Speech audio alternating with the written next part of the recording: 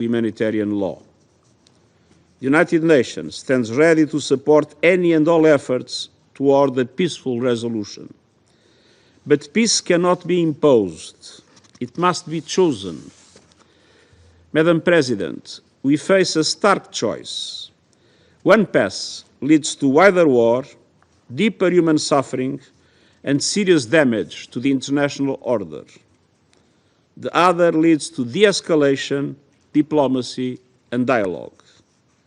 We know which path is right, and I urge this Council and all Member States to act with reason, restraint, and urgency. We cannot and must not give up on peace. Thank you. I thank the Secretary General for his remarks, and I now give the floor to Ms. Miroslav Jenča. Madam President, on the evening of 21 June, the President of the United States announced that the US military conducted strikes against the Fordow, Natanz, and nuclear facilities in Iran. Shortly thereafter, the Atomic Energy Organization of Iran confirmed that the attacks around the nuclear sites had taken place.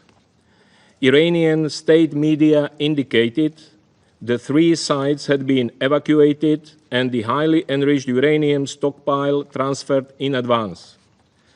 Iran has said there were no immediate signs of radioactive contamination at the 3 locations following the strikes.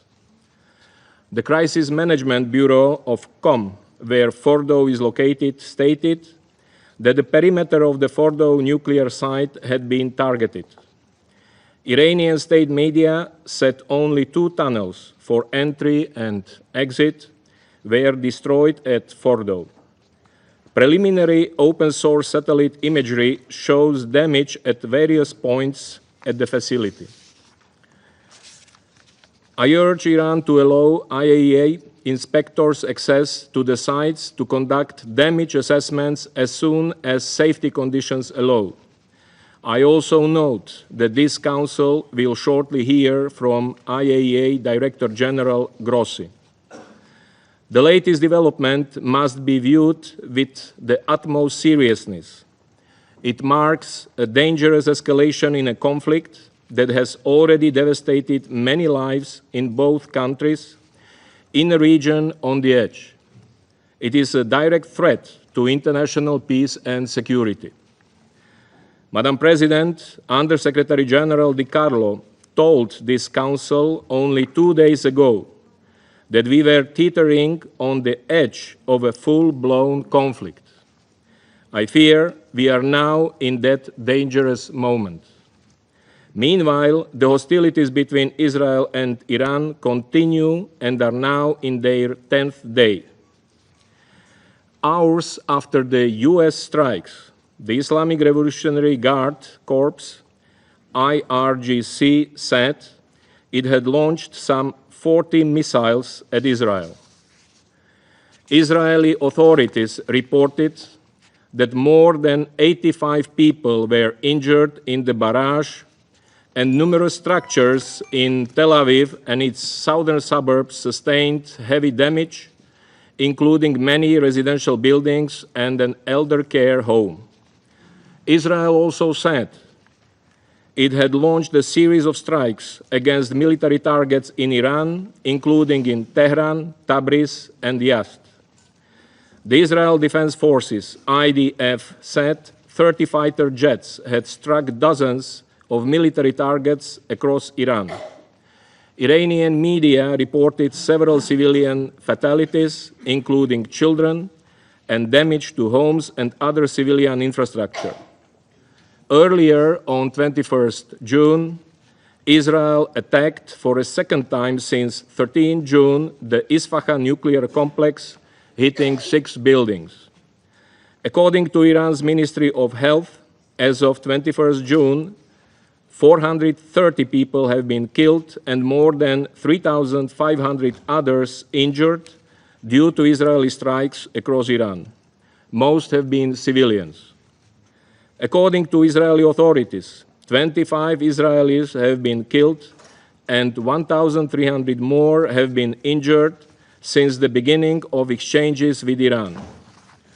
Madam President, the conflict risks engulfing the region in further instability and volatility. Some non-state armed groups aligned with Iran warned against US involvement. The Houthis in Yemen and some armed groups in Iraq vowed to attack if the US intervened in the conflict between Israel and Iran. Iran's parliament unanimously expressed support for measures to close the Strait of Hormuz, a vital maritime route for global energy transit. Iran's Supreme National Security Council would need to take the final decision. I recall the rights and obligations of all states under international law in relation to maritime navigation. Madam President, the Middle East cannot afford yet another violent conflict where civilians pay the price of military confrontations.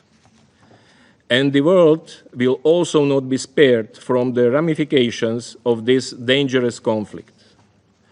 I echo the Secretary General's call on member states and on the members of the Security Council to de-escalate and to uphold their obligations under the UN Charter, notably the obligation to settle their international disputes by peaceful means and other rules of international law.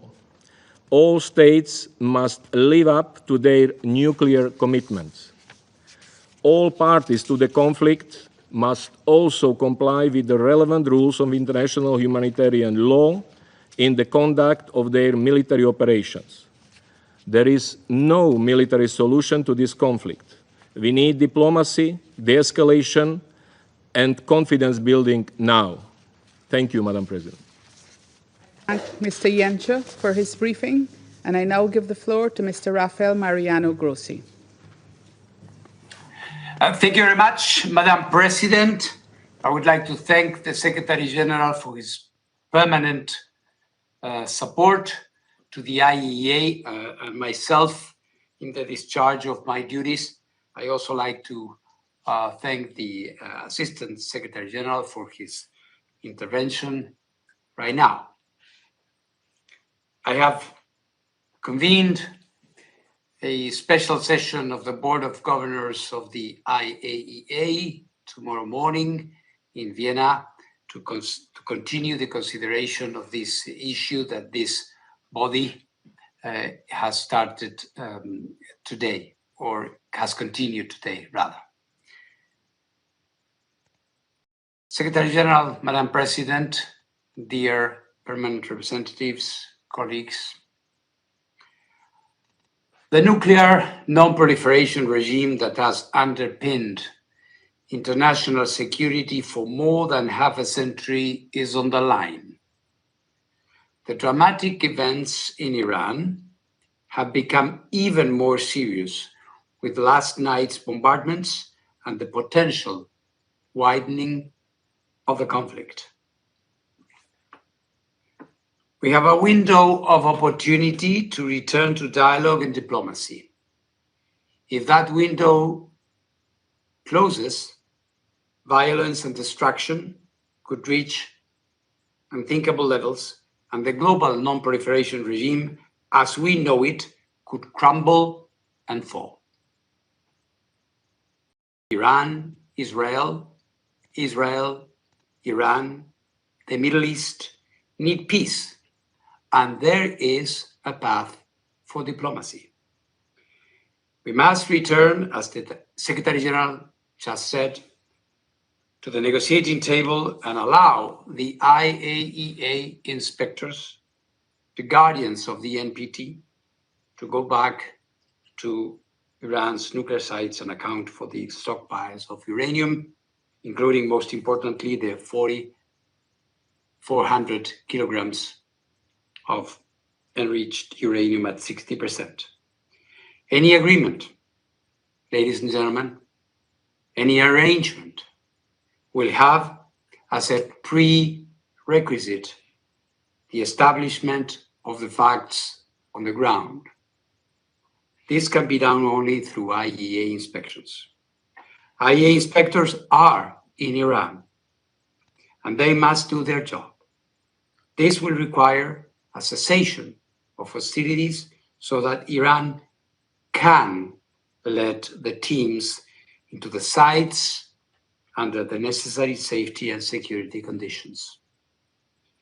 Any special measures by Iran to protect its nuclear materials and equipment can be done in accordance with Iran's safeguards obligations with the agency. This is possible. Madam President, based on the information available to the IAEA, let me update you on what has occurred at Iran's nuclear sites since I last addressed this Council 3 days ago. Craters are visible at the Fordow site, Iran's main location for enriching uranium at 60%, indicating the use by the United States of America of ground-penetrating munitions. This is consistent with statements from the United States. At this time, no one, including the IAEA, is in a position to assess the underground damage at Fordow.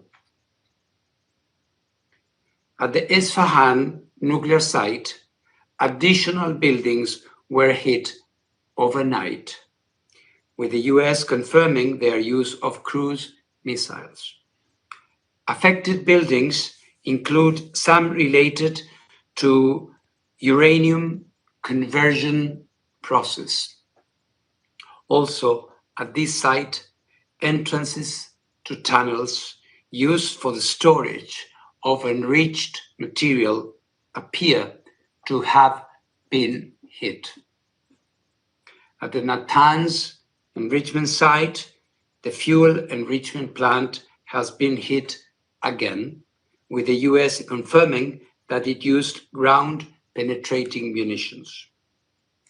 Iran has informed the IAEA there has been no increase in off-site radiation levels at the 3 sites. The situation at all other sites in Iran remains as I described them to you 3 days ago. We continue to monitor the situation and encourage the Iranian regulator to maintain its indispensable contact with the IAEA's Incident and Emergency Center. Madam President, the IAEA has consistently underlined, as stated in General Conference resolutions, that armed attacks on nuclear facilities should never take place and could result in radioactive releases with grave consequences within and beyond the boundaries of the state, which has been attacked. I therefore again call on maximum restraint. Military escalation threatens lives and delays a diplomatic solution for the long-term assurance that Iran does not acquire a nuclear weapon. It also threatens the global non-proliferation regime.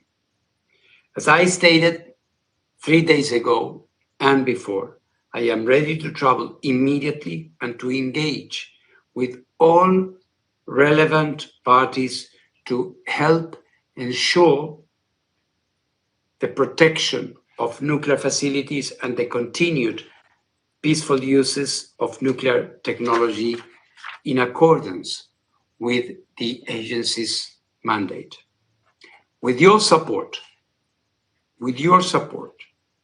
the IAEA can deploy nuclear safety and security experts to Iran immediately, in addition to our safeguards inspectors wherever they are needed.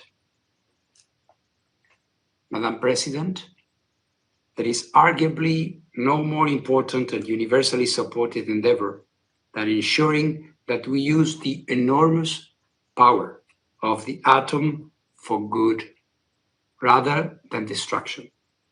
Let us not allow the window to close on diplomacy.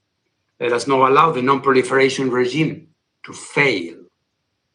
Irrespective of individual positions and views, one thing is certain, and this is the simple truth: we will not be safer if there are more nuclear weapons in more states around the world.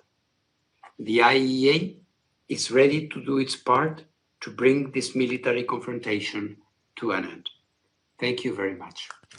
I thank Mr. Grossi for his briefing. I now give the floor to those council members who may wish to make statements. I give the floor to the representative of the Republic of Korea. Thank you, Madam President. At the outset, I'd like to express my appreciation to Guyana Presidency of the Security Council for promptly convening today's meeting at this increasingly precarious moment. I thank the Secretary General for his powerful statement. I also appreciate IAEA Director General Grossi and ASG Yencha for their informative briefings. In just over a week, this Council has met 3 times. Yet, regrettably, each session has witnessed a further escalation of tensions. The Republic of Korea reiterates its profound concern over the deteriorating situation in the Middle East and expresses its sincere hope for urgent de-escalation. When we gathered last Friday, we voiced our hope that a renewed opening for diplomacy might emerge. It is lamentable that in a matter of only 2 days, that hope now seems even more distant than before. Despite the deeply concerning developments in recent days, the Republic of Korea remains firmly convinced that no sustainable resolution to this crisis can be achieved through military means alone. Indeed, now more than ever, we implore all parties to recognize that diplomacy is not merely an option, but an urgent necessity.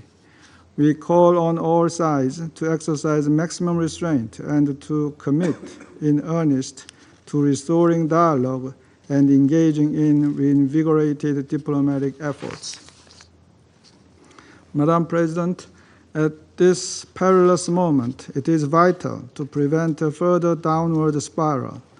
We therefore reiterate our call for full respect for the UN Charter and international law, and the safeguarding of the international non-proliferation regime. Any indiscriminate attacks against civilians or civilian objects are prohibited. This is an absolute principle that must be upheld, especially as the situation grows ever more volatile. The Republic of Korea highly appreciates the IAEA for its unwavering efforts to ensure nuclear safety and security under these extremely challenging circumstances. We also remain mindful of the safeguards implications of the current crisis. All parties need to return to the table so both military actions and nuclear safeguards concerns can come to an end. In conclusion, Madam President, it is imperative to avoid any further military escalation and prevent a spread of the conflict. We strongly hope that a renewed window for diplomacy will open again. Thank you. I thank the representative of the Republic of Korea for his statement, and I give the floor to the representative of Sierra Leone. Thank you, Madam President. Madam President, I thank you for convening this emergency meeting of the Security Council. The gravity of the situation in the Middle East demands the Council's immediate attention as it discharges its primary responsibility to maintain international peace and security. I thank His Excellency Antonio Guterres, Secretary General of the United Nations, for his introductory statement. And I also thank Assistant Secretary General Miroslav Janka and Director General Rafael Grossi of the IAEA for their timely and important briefings. Sierra Leone aligns with the Secretary General's call for immediate de-escalation to avert, and I quote, catastrophic consequences for civilians, the region, and the world, end of quote. While guided by our earlier interventions at meetings held on the 13th and 20th June on this situation, the alarming developments compel this Council to act with urgency. We are concerned to note that less than 24 hours ago, the United States of America struck nuclear facilities at Fordo, Natanz, and Isfahan in the Islamic Republic of Iran. Earlier that day, the State of Israel launched further strikes on the Isfahan complex. Iran also responded with missile launches at Israel. We take note of Director General Grossi's briefing on the off-site radiation in the nuclear facilities hit by the strikes. The event, however, heightened the risk of radiological disaster and increased civilian suffering. Sierra Leone is deeply concerned by these military strikes, particularly as they target nuclear installations and densely populated areas in Iran and Israel. Even as we recognize the complexities of the regional security environment, these developments call for renewed commitment to the principles of the UN Charter and international law. The use of force is among the most serious matters before this Council. Article 2.4 of the Charter obliges all member states to refrain, and I quote, from the threat or use of force against the territorial integrity or political independence of any state, end of quote. In this instance, we note with concern that the strikes were conducted without Council authorization, nor was there a clear invocation of the right of self-defense under Article 51 in response to or an imminent armed attack. As we approach the 80th anniversary of the Charter, born of a collective resolve to, and I quote, save succeeding generations from the scourge of war, end of quote, we are witnessing actions that undermine its promise. These attacks starkly contrast the spirit of collective security envisioned in San Francisco. We underscore that collective security remains the bedrock of the rules-based international order and calls for strict and consistent adherence to the UN Charter. Madam President, the targeting of nuclear facilities heighten our concerns. International humanitarian law requires particular caution regarding such sites due to the potential for grave humanitarian and environmental harm.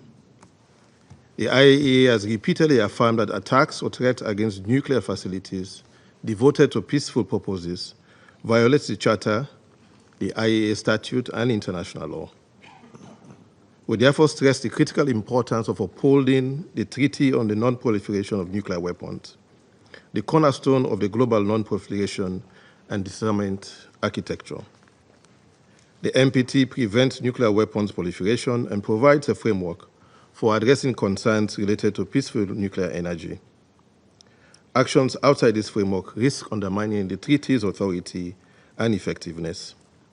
We urge all parties to utilize the NPT mechanisms, including through the IAEA, to address legitimate concerns and avoid measures that weaken this vital instrument of international peace and security.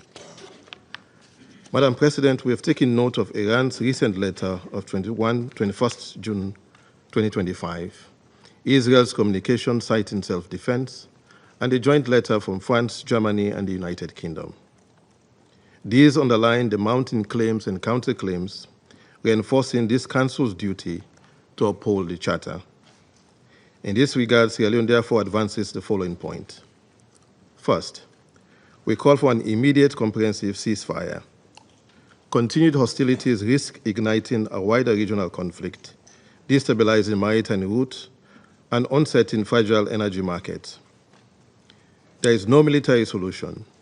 We urge all parties to engage in diplomatic talks and resume structured dialogue towards restoring Resolution 2231 and a joint comprehensive plan of action before remaining measures expire on 18th June 2025. The potential broader consequences of an escalating conflict must not be overlooked. Disruption of key shipping lanes could severely affect small and developing economies, particularly those still recovering from the COVID-19 pandemic and grappling with debt distress. Such disruptions risk inflaming our human and common insecurities, economic distress, disaffection among youth, irregular migration, and fragile social cohesion far beyond the region. Second, we demand strict protection of civilians and civilian infrastructure. We have already been briefed by ASG Yencha on the civilian casualties in Iran as well as in Israel since 13th June. Hospitals, power stations, and homes have suffered damage. We call for safe corridors for medical evacuation and humanitarian relief in line with international law. Third, we emphasize that the NPT remains central to global security. We urge Iran to continue full cooperation with the IAEA and resolve outstanding safeguard issues. We equally urge restraint by all states to protect the integrity of the NPT. Fourth and lastly, we support full IAEA verification, transparent use of the procurement channel, and provisional application of the additional protocol as confidence-building measures essential to regional stability. In closing, Madam President, we must recall that immense power brings immense responsibility. States, including those entrusted with great power by the UN Charter, have a duty to act in ways that uphold peace, security, and a rules-based order. Setting aside the Charter's principle risk weakening the safeguards that protect us all and may embolden unilateral actions elsewhere. At this difficult moment, Sierra Leone appeals for de-escalation, restraint, and the pursuit of diplomacy. Let us remember that behind geopolitical decisions are the lives of ordinary people, men, women, and children, who look to this Council to safeguard their peace, security, and dignity. We hope that our actions will honor that trust and the promise of San Francisco. I thank you. The representative of Sierra Leone for his statement, and I give the floor now to the representative of the United Kingdom. Thank you, President, and thank you for convening this meeting. I'd like to start by thanking the Secretary-General, ASG Yencha, and DG Grossi for briefing us today. This is a pivotal moment for the region. A further spiral of conflict poses serious risks to regional and international peace and stability. Our foremost priority must now be to support de-escalation. We have long made clear that Iran must not have a nuclear weapon and that their nuclear program represents a serious threat to international peace and security. The United States took action last night to alleviate that threat. The United Kingdom did not participate in US or Israeli strikes. But military action alone cannot bring a durable solution to concerns about Iran's nuclear program. My Prime Minister has been clear. We urge Iran now to show restraint, and we urge all parties to return to the negotiating table and find a diplomatic solution which stops further escalation and brings this crisis to an end. It is in the interests of all parties to pursue such a deal. This was the joint call made by my Prime Minister with his French and German counterparts earlier today. Together with our E3 partners, the UK has long pursued a diplomatic solution to address Iran's nuclear escalation. On Friday, alongside E3 and EU colleagues, my Foreign Secretary met Iranian Foreign Minister Araqchi in Geneva to press directly for a return to diplomacy. My Foreign Minister spoke to Foreign Minister Araqchi again today and stressed the urgency of this, and we continue to engage partners across the region. President, the UK reiterates its full support for the IAEA and Director General Grossi for their critical work, professionalism and impartiality. The IAEA and the Non-Proliferation Treaty are key pillars of international security. Threats against IAEA staff and the DG are unacceptable. We urge Iran to cooperate fully with the IAEA. Failure to do so will only further fuel escalation. President, now is the time for de-escalation and a return to diplomacy. It is essential Iran chooses this path. I thank you. I thank the representative of the United Kingdom for her statement, and I now give the floor to the representative of France. Merci, Madame la Présidente. Madame la Présidente, je remercie tout d'abord Monsieur le Secrétaire général des Nations Unies pour sa déclaration 2 jours après celle qu'il a faite déjà pour nous alerter sur la gravité de la situation. Je remercie également Monsieur le Sous-secrétaire général aux affaires politiques, Miroslav Janka, ainsi que Monsieur le Directeur général de l'Agence internationale de l'énergie atomique, Monsieur Raphaël Grossi, pour leurs exposés qui attestent de l'extrême gravité de la situation. Madame la Présidente, c'est avec préoccupation que la France a pris connaissance des frappes menées par les États-Unis contre 3 sites nucléaires en Iran. La France n'a pris part ni à la planification ni à la conduite de ces opérations. Nous exhortons l'ensemble des parties à faire preuve de la plus grande retenue et à prévenir tout risque d'escalade. L'heure doit être à l'arrêt des frappes, à la désescalade et à la négociation. Les populations civiles doivent être épargnées alors que les frappes échangées entre l'Iran et Israël ont causé de trop nombreuses victimes parmi elles. Nous appelons en particulier l'Iran à s'abstenir de toute représaille, à cesser son escalade nucléaire et à opter pour la voie de la diplomatie, comme nous l'y avons encouragé à Genève vendredi dernier. C'est aussi le message passé par le président de la République, M. Emmanuel Macron, à son homologue iranien lors d'un entretien aujourd'hui même. Il est impératif de veiller à la stabilité de la région. Le président de la République s'est aussi entretenu aujourd'hui avec le prince héritier d'Arabie saoudite, le sultan d'Oman, le président des Émirats arabes unis et l'émir du Qatar pour leur signifier notre plein engagement en ce sens. Un élargissement du conflit serait porteur de risques majeurs pour la sécurité d'Israël, pour celle de la région et pour la paix et la sécurité internationale. C'est le message commun aussi du président de la République avec le Premier ministre britannique et le chancelier allemand aujourd'hui même.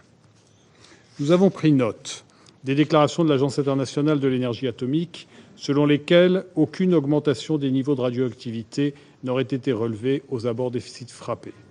Je réaffirme ici le plein soutien de la France au directeur général et au personnel de l'agence qui font encore une fois la preuve, dans ces circonstances difficiles, de leur professionnalisme et de leur dévouement. L'Iran doit urgemment reprendre le chemin de la coopération pleine et entière avec l'agence. Madame la Présidente, nous avons toujours affirmé que l'Iran ne devait et ne pourrait jamais détenir l'arme nucléaire. L'obtention par l'Iran de cette arme marquerait une menace pour la sécurité d'Israël et de la région. Elle constituerait aussi une menace directe aux intérêts de sécurité de la France et de l'Europe et compromettrait l'architecture internationale de non-prolifération. La position de la France est identique depuis plus de 20 ans. Il n'existe qu'une solution diplomatique à la crise provoquée par le programme nucléaire iranien. Cette conviction a amené ces derniers jours la France, avec ses partenaires du E3, à prendre l'initiative des discussions avec l'Iran. Le ministre de l'Europe et des Affaires étrangères, Jean-Noël Barrot, était à Genève vendredi dernier pour cette rencontre avec son homologue iranien et ses homologues du E3 et de l'Union européenne. Dans ce cadre, nous avons redit nos préoccupations vis-à-vis du programme nucléaire iranien dont l'escalade dangereuse a été documentée ces dernières années par l'IAEA qui indiquait n'être pas en mesure de garantir son caractère pacifique. Nous avons réaffirmé notre détermination à faire en sorte que l'Iran ne se dote jamais de l'arme nucléaire, conformément à ses obligations au titre du traité de non-prolifération et à ses engagements dans le cadre de l'accord de 2015. Nous avons fait part de notre volonté de poursuivre les discussions avec l'Iran pour répondre aux préoccupations soulevées par son programme nucléaire et pour traiter plus largement les problèmes sécuritaires soulevés au plan régional par les actions déstabilisatrices de l'Iran. Cette conviction demeure aujourd'hui. Seule une solution diplomatique négociée peut permettre un règlement durable de la question nucléaire iranienne. La France demeure prête à contribuer avec ses partenaires européens à la recherche d'une telle solution. Nous devons retrouver le chemin de la négociation en vue d'un accord robuste, vérifiable et durable, indispensable pour permettre à l'agence de confirmer que le programme nucléaire iranien est entièrement pacifique, ce qui n'est pas le cas aujourd'hui. C'est la seule voie pour permettre d'assurer la stabilité de la région ainsi que la paix et la sécurité globale. Madame la Présidente, n'oublions pas que la région est déjà confrontée à Gaza à une guerre prolongée, aux conséquences humanitaires dramatiques. Nous appelons à un cessez-le-feu immédiat, à garantir l'acheminement sans entrave de l'aide humanitaire dans toute la bande de Gaza et à la libération immédiate et inconditionnelle des otages. La France demeure déterminée à progresser vers la mise en œuvre d'une solution à deux États, seule susceptible de permettre aux Palestiniens et aux Israéliens de vivre en paix et en sécurité. Nous continuons de travailler en vue d'une reprise de la conférence mandatée par l'Assemblée générale, dont la France assure la coprésidence avec l'Arabie saoudite. Madame la Présidente, ce Conseil se réunira de nouveau dans 2 jours pour examiner la mise en œuvre de la résolution 2231. Cette réunion doit être l'occasion pour ce Conseil et pour l'Iran de réaffirmer notre attachement à la diplomatie et à la logique de négociation qui avait permis d'aboutir à l'accord de 2015. Je vous remercie. I thank the representative of France for his statement, and I give the floor to the representative of Panama. Gracias, señora Presidente. Saludamos y agradecemos al Secretario General de las Naciones Unidas, Su Excelencia Antonio Guterres, por su presencia y por su importante intervención. Extendemos nuestro agradecimiento al Secretario General Adjunto para Europa, Asia Central y las Américas, el señor Miroslav Jenka, y al Director General del Organismo Internacional de Energía Atómica, señor Rafael Grossi, por sus valiosos aportes. Y damos la bienvenida a las delegaciones de la República Islámica de Irán, Israel y Kuwait. Observamos con preocupación los recientes sucesos en Irán. Desde el inicio de los acontecimientos, la mayoría de los miembros de este Consejo hemos advertido la urgente necesidad de desescalar el conflicto, así como también hemos hecho reiterados llamados a la máxima moderación, al diálogo y a las negociaciones para ofrecerle una oportunidad sensata a la paz. Debemos insistir. Nos enfrentamos a una situación tan incierta como inoportuna, cuyas consecuencias podrían ser profundamente desestabilizadoras, no solo para la región, sino para la paz y la seguridad internacionales. El Organismo Internacional de Energía Atómica, OIEA, ha advertido en sus resoluciones que los ataques a instalaciones nucleares representan un riesgo, ya que podrían provocar la liberación de material radioactivo con consecuencias graves por contaminación radiológica para la población, para el medio ambiente y podrían tener un impacto regional sin precedentes.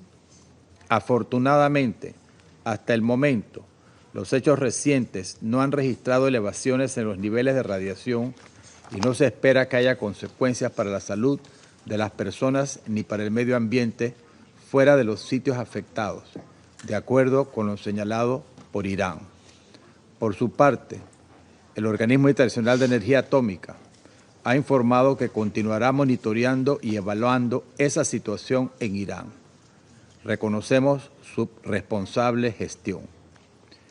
El Tratado sobre la No Proliferación de las Armas Nucleares, TNP, es un pilar esencial del derecho internacional que ha contribuido de manera decisiva a la no proliferación de armas nucleares y al fomento del desarme. A través del TNP, la comunidad internacional ha procurado mayores garantías de estabilidad y seguridad, reduciendo el riesgo de que las armas nucleares se conviertan en motivo de confrontación o conflicto.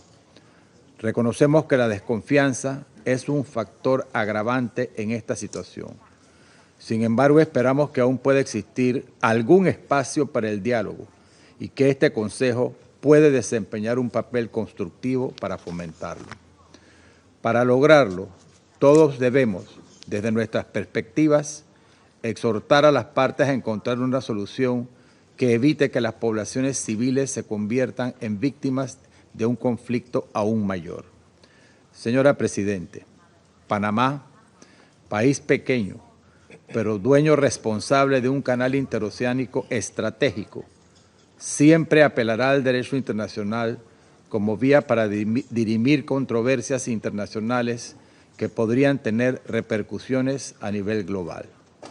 Por ello, respaldamos el cese inmediato de las hostilidades, con el fin de ofrecer una oportunidad al diálogo genuino que permita construir soluciones duraderas y pacíficas a los conflictos. Muchas gracias. I thank the representative of Panama for his statement, and I give the floor now to the representative of China. 谢谢主席，我感谢你召开此次紧急公开会，感谢古特雷斯秘书长的发言，感谢严恰助理秘书长和格罗西总干事的通报。昨天，美方对伊朗福尔多、纳坦兹、伊斯法罕3处核设施实施打击。中方强烈谴责美方袭击伊朗，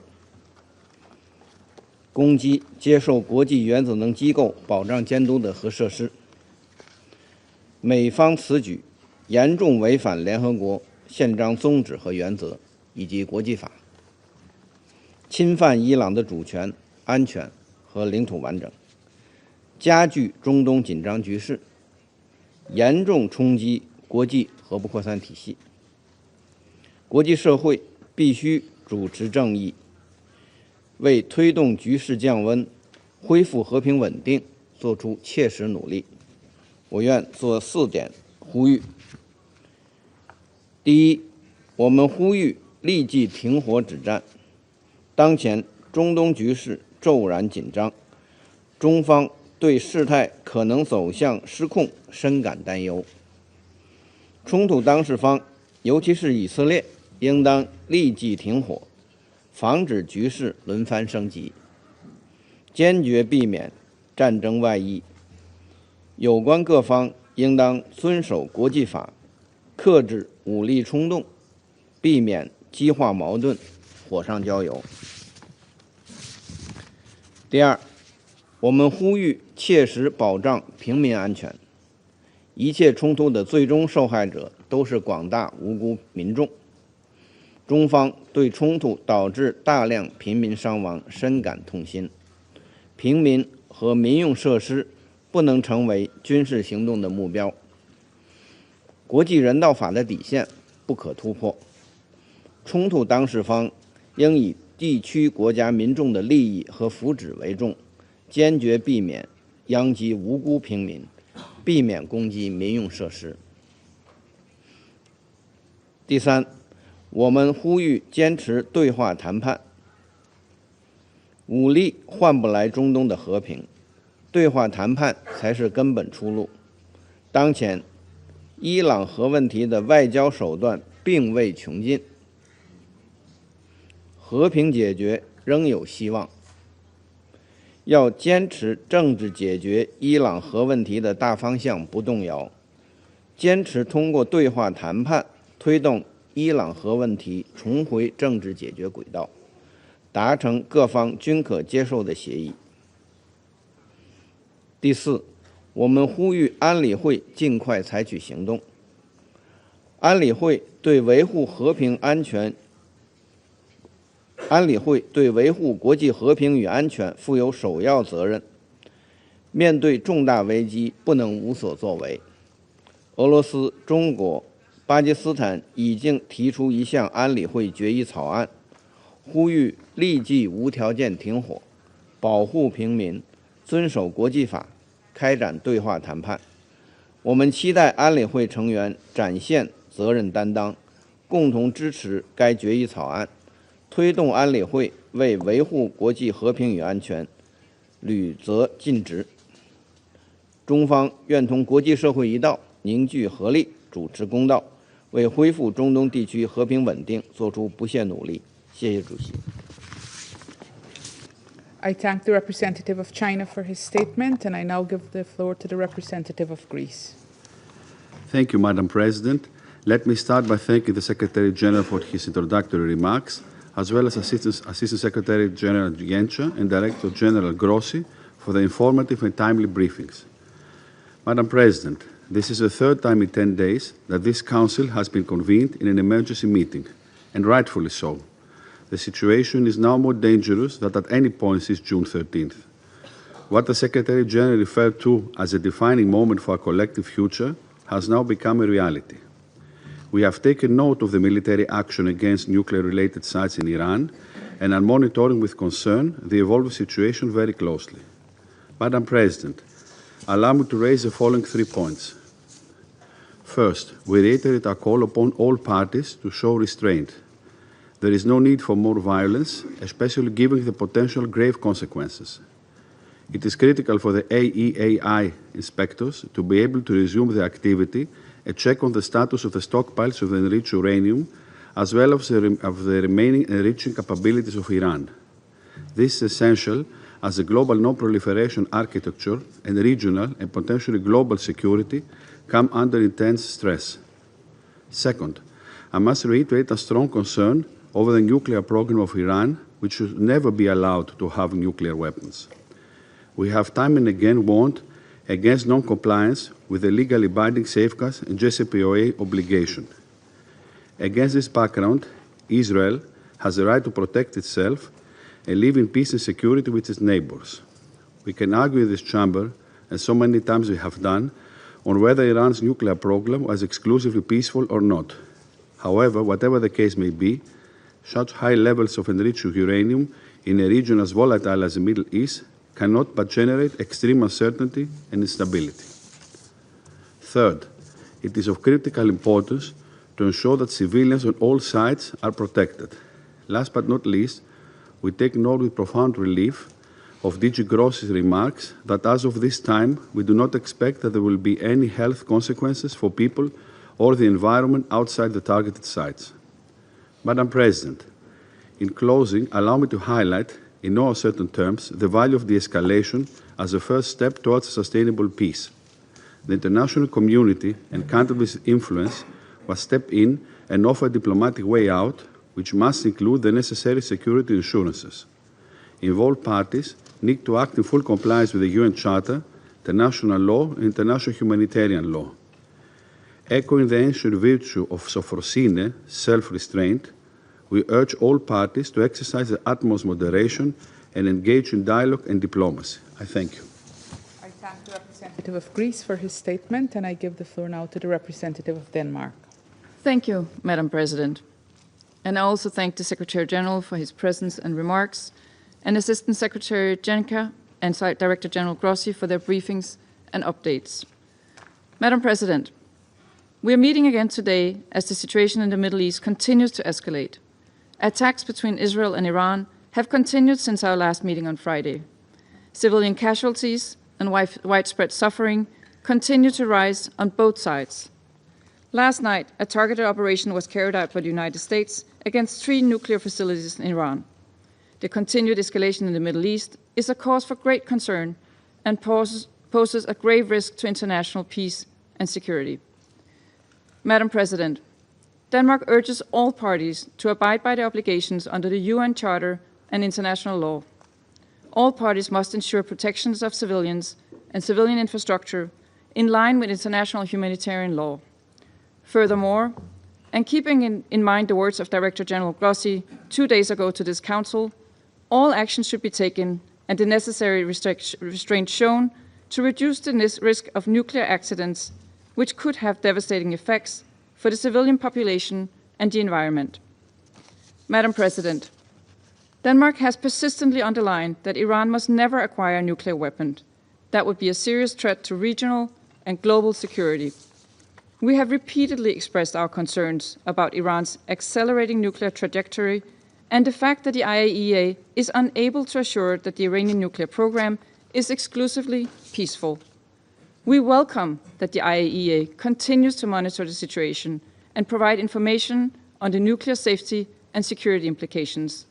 And we stress the importance of continued and timely exchange of information between Iran and the IAEA regarding issues related to nuclear safety, security, and safeguards. Madam President, the current trajectory is unsustainable and fraught with danger, not only for the region, but for international peace and security at large. De-escalation is not only necessary, it is urgent. We call on all actors to step back from the brink to prevent further escalation in the Middle East. We urge Iran to engage in negotiations and not to take any further action that could destabilize the region. At this critical moment, it is important that all parties refrain from steps that could lead to serious regional and global consequences. We further stress the need to protect maritime security and international trade routes, including via the Strait of Hormuz.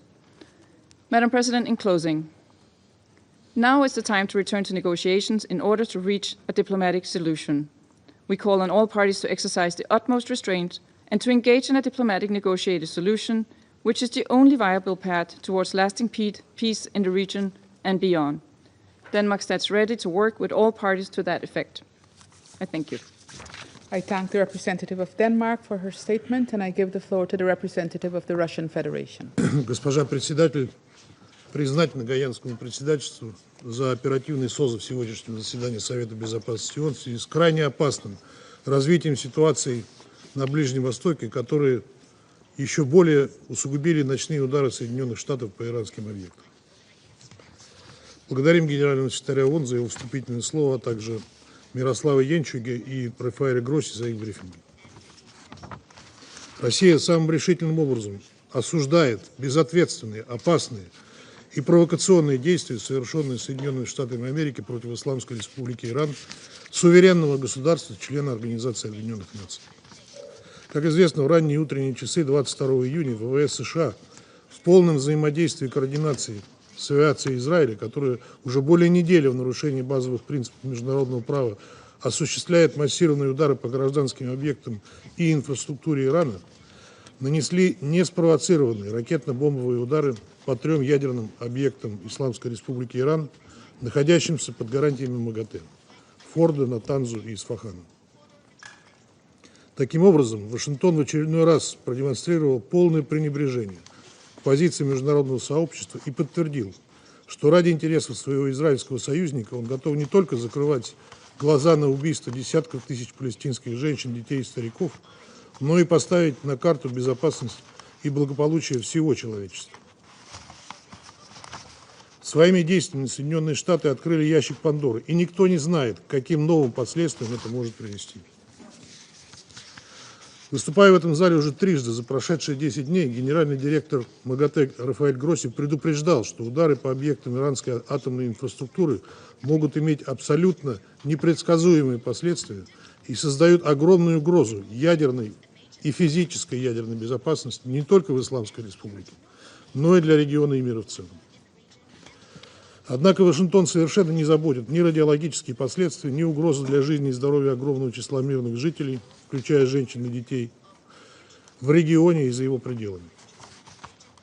Вслед за Западным Иерусалимом там возомнили себя верховным судьей, который имеет право вершить правосудие так, как ему заблагорассудится. Таким образом, Соединенные Штаты подтверждают, что ради сохранения своей гегемонии в мире они готовы на любые преступления и нарушения международного права. Хотелось бы напомнить, что на подобные действия никто Соединенные Штаты не уполномачивал. Мы настойчиво предлагали американским коллегам свои посреднические услуги для того, чтобы найти мирное, взаимоприемлемое решение противоречий вокруг иранской ядерной программы. Но дипломатия нашим американским коллегам сегодня явно не нужна. Ответственность за это лежит на американском руководстве. Тем более, что руководство США не просто публично признало свою ответственность за эти действия, но и бравировало ими, демонстрируя полное пренебрежение к нормам международного права и Уставу ООН, резолюциям Совета Безопасности, включая резолюции 487 и 2231, а также договору о нераспространении ядерного оружия. Госпожа председатель, буквально 2 дня назад здесь, в стенах этого совета, мы слышали от многих делегаций, в том числе ближайших союзников Соединенных Штатов, призывы к деэскалации ситуации и урегулированию противоречий за столом переговоров. Однако американские коллеги в очередной раз проигнорировали позицию всего мирового сообщества, пойдя на поводу у Израиля, вместо того, чтобы осадить его и заставить остановить спираль эскалации. Сегодня мы вновь услышим от представителей Соединенных Штатов циничные заявления о готовности вернуться к переговорам, как будто и не было серии ночных ударов с использованием сверхмощных боеприпасов по Ирану. Очевидно, это делается для того, чтобы впоследствии лицемерно выставить Тегеран в качестве спойлера переговорного процесса, якобы подрывающего стабильность на Ближнем Востоке. Однако полагаем, что никто из здравомыслящих членов международного сообщества американским коллегам теперь не поверит. Равно как и не поверит их попыткам убедить Совет Безопасности в том, что Исламская Республика осуществляла попытки обрести ядерное оружие. Хочу напомнить, что еще в марте высокопоставленные представители американской разведки говорили о том, что Соединенные Штаты не располагают информацией о попытках Тегерана получить военный ядерный потенциал. Думаю, сегодня у многих возникло стойкое дежавю. Напомню, как в 2003 году в стенах этого зала госсекретарь Соединенных Штатов Колин Пауэлл тряс пробиркой, оправдывая планы Вашингтона вторгнуться на территорию другого суверенного государства, лишь для того, чтобы, повергнув его народ в хаос на десятилетия, не найти никакого оружия массового уничтожения.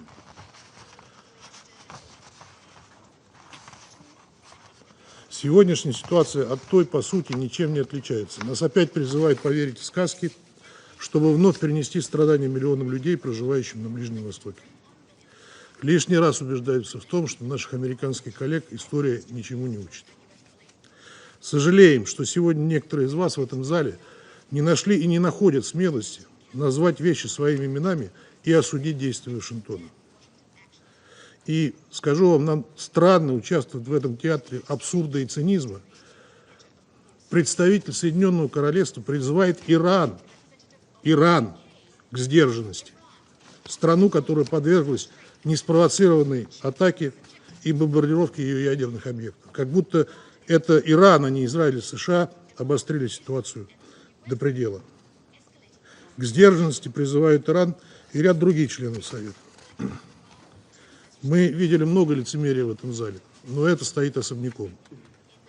Это удивительный пример лицемерия со стороны тех, кто последние дни пытается, нагнетает страсти вокруг скорого истечения резолюции 2231. Госпожа председатель, на протяжении прошедшей недели мы были свидетелями нового, крайне опасного витка эскалации. Прошедшей ночью ситуация и вовсе приобрела беспрецедентный характер. Радиологические последствия американской атаки еще только предстоит оценить, и мы рассчитываем, что МАГАТЭ и его генеральный директор дадут четкий, профессиональный и беспристрастный анализ ситуации, в том числе представив объективный доклад в ходе срочной сессии Совета управляющих агентств. Однако уже сейчас очевидно, что атаки на ядерные объекты Ирана, включая осуществленные одним из депозитариев дня, а именно Соединенными Штатами, представляют собой колоссальный удар по глобальному режиму нераспространения. Они не просто подрывают авторитет МАГАТЭ и всей системы проверок и контроля, осуществляемых агентством. Они разрушают основы международного взаимодействия в этой сфере, рискуя фактически отбросить его в эпоху неконтролируемых ядерных рисков. Похоже, именно этого и добиваются в Вашингтоне и Западном Иерусалиме.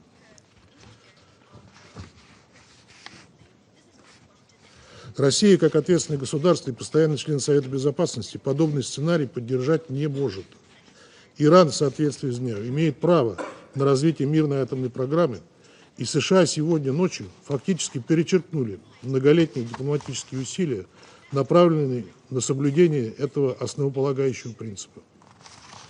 Согласиться с правомерностью американских действий – это все равно, что отправить все имеющиеся у международного сообщества соответствующие наработки в утиль.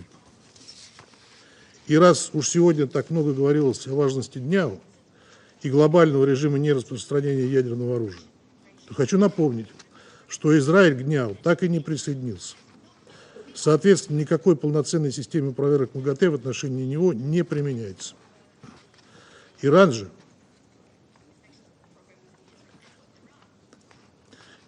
в соответствии. Хочу напомнить, что Израиль к дню так и не присоединился, соответственно, никакой полноценной системы проверок МАГАТЭ в отношении него не применяется. Иран же, как был, так и остается самым проверяемым МАГАТЭ государством в мире и вместо поддержки такого настроя получает бомбардировки своей территории и мирных граждан, причем со стороны государства, которое, повторюсь, в принципе отказывается подписывать мир. Это возмутительная, циничная ситуация, и очень странно, что об этом генеральный директор МАГАТЭ не сказал ни слова, как и ни разу не призвал Израиль присоединиться к миру. Госпожа председатель, я думаю, для всех в этом зале очевидно, что если эскалацию не остановить, то Ближний Восток окажется на пороге широкомасштабного конфликта с непредсказуемыми последствиями для всей системы международной безопасности. А весь мир может оказаться на грани ядерной катастрофы. Мы призываем к немедленному прекращению агрессивных действий со стороны Израиля и США, сдержанности всех сторон и возвращению ситуации в рамки международной дипломатии и переговорного процесса. Но одних призывов со стороны членов Совета Безопасности недостаточно. В силу положения Устава ООН, которые в иных случаях те, кто сегодня лицемерно молчит, рьяно призывают соблюдать, Совет Безопасности просто обязан выработать коллективное решение, которое сделало бы недопустимыми удары по объектам иранской инфраструктуры мирного атома, находящимися под гарантиями МАГАТЭ. Для этого, прежде всего, необходима четкая правовая и политическая оценка случившегося. Для всех, в чьей политике нет скрытой повестки и двойных стандартов, это абсолютно очевидно.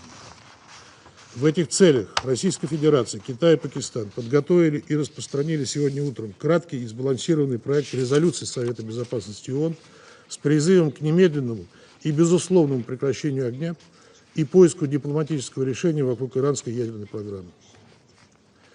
Текст отражает позиции подавляющего большинства членов Совета Безопасности, озвученные в ходе наших заседаний 13 и 20 июня. Рассчитывая на поддержку всех членов Совета с тем, чтобы он смог как можно скорее направить сигнал о необходимости немедленного прекращения насилия, к чему сегодня, помимо прочего, в очередной раз призывал нас генеральный секретарь ООН. Без четкой и принципиальной позиции Совета дальнейшая эскалация неизбежна. Призываем всех членов Совета Безопасности проявить ответственный подход и поддержать представленный проект. Благодарю вас. I thank the representative of the Russian Federation, and I give the floor now to the representative of the United States. Thank you, Madam President, and thank you, Secretary General Antonio Guterres, Assistant Secretary General Miroslav Jenša, and Director General Rafael Grossi, for your continued attention on this urgent matter of international peace and security. Madam President, last evening, U.S. military strikes targeted nuclear facilities in Fordo, Natanz, and Isfahan, with the aim of dismantling Iran's nuclear enrichment capacity and stopping the nuclear threat posed by the world's foremost state sponsor of terror. This operation sought to eliminate a long-standing but rapidly escalating source of global insecurity and to aid our ally Israel in our inherent right of collective self-defense, consistent with the UN Charter. For 40 years, the Iranian government has called for death to America and death to Israel, and posed a constant menace to the peace and security of its neighbors, the United States, and the entire world. Iran has attacked Israel with hundreds of ballistic missiles and through terrorist proxies. For decades, Iran has been responsible for misery and countless deaths across the Middle East. Iran's government and its proxies have also killed numerous Americans, including American service members in Iraq and Afghanistan. In recent weeks, Iranian officials have intensified their hostile bluster and rhetoric. Iran has long obfuscated its nuclear weapons program and stonewalled good faith efforts in recent negotiations. Madam President, the time finally came for the United States, in the defense of its ally and in the defense of our own citizens and interests, to act decisively. The Iranian regime cannot have a nuclear weapon. Let us be clear. Iran should not escalate. As President Trump said, any Iranian attack, direct or indirect, against Americans or American bases will be met with devastating retaliation. To fulfill its core mission of maintaining international peace and security, this Council must call upon the Iranian regime to end its 47-year effort to eradicate the State of Israel, to terminate its drive for nuclear weapons, to stop targeting American citizens and interests, and to negotiate peace in good faith for the prosperity and security of the Iranian people and all other states in the region. Madam President, a member state here today cast aspersions about hypocrisy and raised the forthcoming meeting on UN Security Council Resolution 2231. In that regard, I would point out that the recent IAEA report on verification and monitoring of Iran's noncompliance with obligatory nuclear safeguards shows clearly that Iran has been continuing to accelerate its nuclear activities without any credible civilian justification. We look forward to discussing the implications of this report and its broader implications on Tuesday, when the Secretariat briefs on the report on implementation of UNSCR 2231. Thank you, Madam President. I thank the representative of the United States for her statement, and I give the floor now to the representative of Slovenia. Thank you, Madam President. Secretary General, thank you very much for your remarks. And thank you also to Director General Grossi and Secretary General, Assistant Secretary General Jenča for their briefings. Madam President, this body is mandated to work for maintenance of international peace and security. There are moments in this chamber and outside, pivotal moments that shape our collective future. We believe today's debate is one of them. Slovenia denounces the sharp military escalation. This escalation risks to further exacerbate an already extremely dangerous and unstable regional situation and is threatening international peace and security. Therefore, we join the Secretary General's call on the parties to the conflict to disengage from further escalation and retaliation. We call for an immediate ceasefire. Madam President, we further call on the parties to the conflict to respect the UN Charter and international law, including the international humanitarian law. As we have been proven time and time again, violence and military conflicts lead nowhere but to an ever greater suffering of the innocent people of the Middle East. We are deeply alarmed about the toll of the ongoing situation on civilians, the chaos and the fear it is sowing. Madam President, Slovenia remains concerned about the size and unclear nature of Iran's nuclear program. We reaffirm our firm rejection of nuclear proliferation. At this point, I wish to express our full support to the work of the International Atomic Energy Agency and to you, DG Grossi. At this critical moment, with so much at stake, we must insist on diplomacy. A tailored diplomatic solution is needed. We welcome attempts of maintaining a diplomatic path in the recent days, namely the meeting of the E3 and the EU with Iran, and call on everyone else to follow this path. We call on the parties to the conflict and those with influence on them to prioritize diplomacy and peace and to return to the negotiating table. This must include Iran's nuclear question, leading us to establishing a credible, comprehensive, and verifiable solution, as well as dealing with other regional crises, including Gaza. Madam President, let me repeat. This is not a time for further escalations. This is not a time for retaliatory measures. It is time for de-escalation and diplomacy. It is time for peace. And we call on all leaders to show leadership for peace. I thank you. I thank the representative of Slovenia for her statement, and I give the floor to the representative of Somalia. Madam President, at the outset, Somalia wishes to thank the Presidency for convening the Council again in response to escalating and grave developments in the Middle East.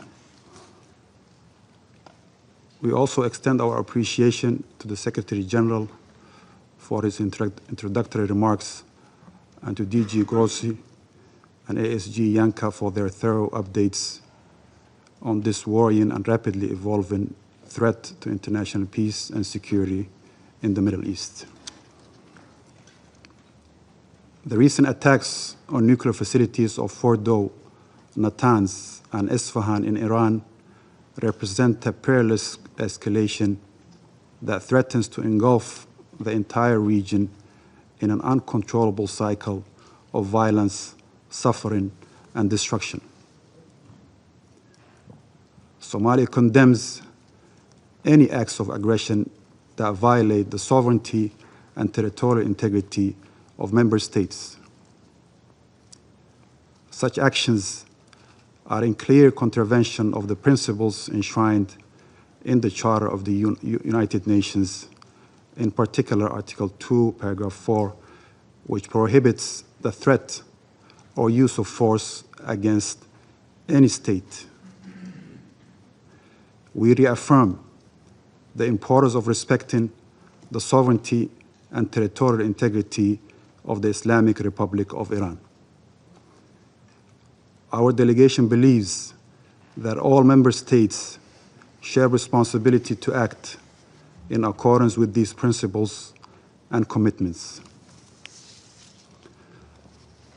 Madam President, at this critical moment, 4 urgent actions must guide our collective response. First, uphold international law and the UN Charter. We call for respect of the sovereignty and territorial integrity of all states and adhere to the principles of good neighborliness and to resolve disputes through peaceful means. Violations of these principles imperil countless lives and deepen regional crisis. Second, pursue de-escalation and comprehensive ceasefire. We urge all sides to work towards de-escalation and achieve immediate and unconditional ceasefire in order to restore calm and confidence-building measures. The Security Council must support every diplomatic initiative aimed at reducing tensions and preventing further conflict. Third, the return to negotiations on non-proliferation. Somalia reaffirms the urgent necessity of returning to negotiations regarding the Iranian nuclear program. Our delegation believes that the only viable path forward is a swift recommitment to talks on non-proliferation in line with relevant international resolutions. We further reiterate our call for the establishment of a Middle East zone free of nuclear weapons and for all regional states to join the Treaty on the Non-Proliferation and Nuclear Weapons. Lastly, protection of civilians and safeguarding nuclear facilities. We emphasize the paramount importance of protecting civilians and civilian infrastructure. Also, we urge all parties to exercise restraint and refrain from targeting nuclear facilities, particularly under IAEA safeguards, given the grave risks such actions pose to populations, regional stability, and the environment. Equally important is to guarantee freedom of navigation in international waterways and to refrain from actions that undermine maritime security. To conclude, Madam President, the challenges before us demand a collective, measured response rooted in dialogue, mutual respect, and a renewed commitment to multilateralism. Our delegation stands ready to engage constructively with the international community to advance peace, stability, and security for all states in the Middle East. We urge all parties to act with responsibility and wisdom placing the well-being of the region's people above all other considerations. Our delegation echoes the SG call to give peace a chance and reiterates its call to seize this moment to redouble efforts for de-escalation and a return to negotiations and a sustainable diplomatic process. I thank you. I thank the representative of Somalia for his statement, and I give the floor to the representative of Pakistan. Thank you, Madam President, for convening this yet another emergency meeting of the Security Council. And I would also like to join colleagues in thanking the Secretary General for his remarks. You couldn't be clearer than that, Secretary General. Thank you. I would also like to thank ASG Shenka and Director General Grossi for their important briefings. Madam President, when the Security Council met for the second time last Friday, following Israel's wanton continuing aggression and unprovoked strikes against Iran, many members warned the international community of this grave violation of the UN Charter and the risk of dangerous escalation. We have heard the same today around the table from Council members as well as the Secretary General and other briefers. But tragically, developments over the past 24 hours have only confirmed those warnings. And it is unfortunate that the universal calls for de-escalation and a peaceful resolution of this crisis through dialogue have remained unheeded. From the outset, Pakistan has adopted a principled position on these developments, a position based entirely on international law and the UN Charter. We have thus strongly and unambiguously condemned the Israeli aggression, expressed solidarity and full support for Iran's inherent and legitimate right of self-defense in conformity with the Charter of the United Nations, denounced the unlawful Israeli unilateral strikes on IAEA safeguarded Iranian nuclear facilities, called for bringing an end to this aggression, advocated cessation of hostilities and for reverting to dialogue and diplomacy for a peaceful, lasting settlement of the Iranian nuclear issue. In recent days, Pakistan's leadership, including the Deputy Prime Minister and Foreign Minister, has remained actively engaged in promoting those objectives through numerous and continuing contacts with leaders of other countries and our partners across regions, all in the interest of preserving international peace and security and in fulfillment of our responsibility as a member of the Security Council. The Council of Foreign Ministers of the OIC meeting in Istanbul has echoed the same call for ending the aggression and supporting de-escalation and a peaceful settlement. It is in this context that we are seriously concerned by the recent developments that have further heightened tensions. Pakistan has condemned the US strikes on Iranian nuclear facilities, which come on the heels of a series of brazen attacks by Israel on the nuclear sites.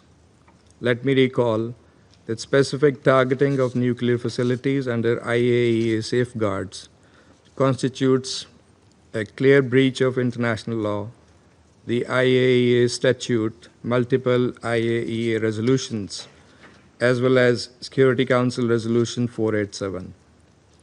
And according to Article 25 of the Charter, the members of the United Nations agree to accept and carry out the decisions of the Security Council in accordance with the Charter. That responsibility to carry out the decisions of the Security Council is heaviest with the members of this Council, particularly the permanent members in the first place. Madam President, we are deeply alarmed by the escalating situation. The sharp rise in tensions and violence as a result of the Israeli aggression and unlawful actions is profoundly disturbing. Any further escalation risks catastrophic consequences for the region and beyond. Pakistan stands in solidarity with the government and brotherly people of Iran during this challenging time.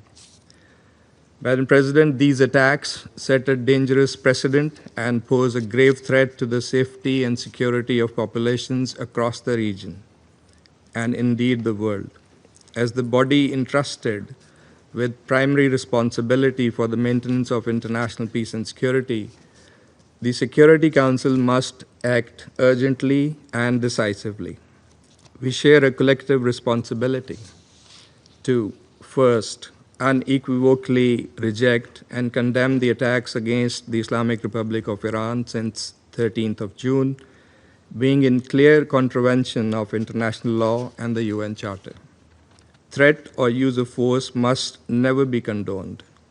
Article 2.4 is crystal clear in this regard, and so is Article 51.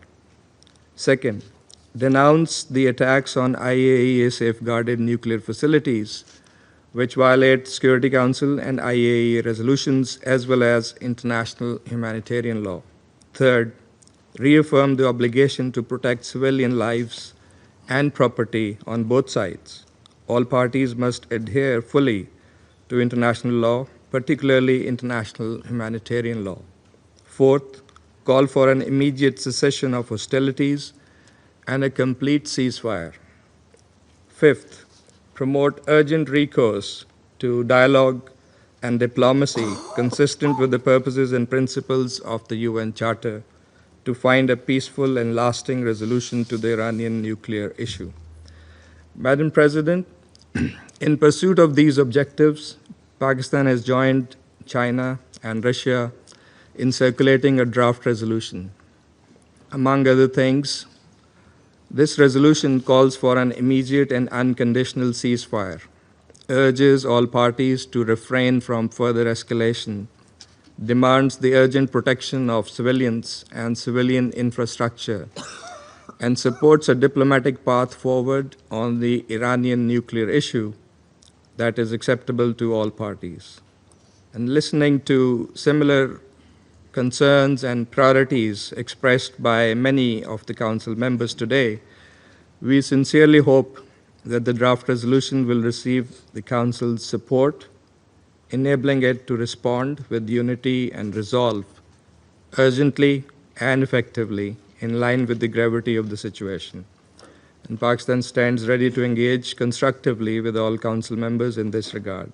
Madam President, the Middle East, already burdened by prolonged instability, history of Israeli illegal occupation, and continued denial of the Palestinian right to self-determination and statehood, cannot absorb another crisis.